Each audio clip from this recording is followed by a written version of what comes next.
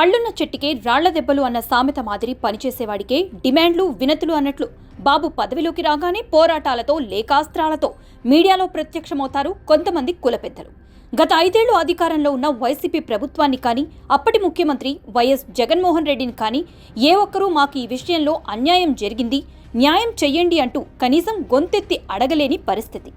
గత టీడీపీ హయాంలో ముఖ్యమంత్రిగా చంద్రబాబు నాయుడు కేంద్ర ప్రభుత్వం కల్పించిన రిజర్వేషన్ కోటాలో కాపులకు ఈడబ్ల్యూఎస్ ద్వారా 5% రిజర్వేషన్ కల్పించారు. అయితే ఆ తర్వాత వచ్చిన వైసీపీ తన హయాంలో అప్పటి సీఎం జగన్ ఈ కోటాను పూర్తిగా పక్కన పెట్టేసి కాపులను నో రిజర్వేషన్ జోన్లోకి తెచ్చేశారు.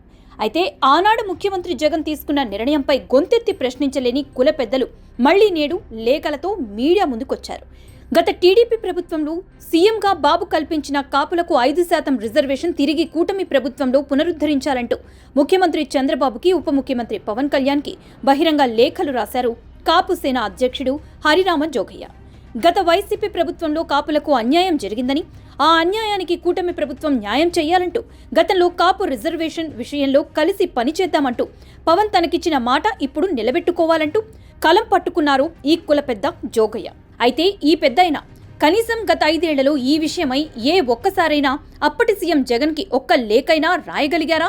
అప్పుడు కాపు కులానికి న్యాయం కావాలి అంటూ కంచం పట్టుకుని టీడీపీ ప్రభుత్వాన్ని డిమాండ్ చేసిన ముద్రగడ గత 5 ఏళ్లు అదే సామాజిక వర్గం నడ్డి విరిచిన జగన్కి ఊడిగం చేశారు.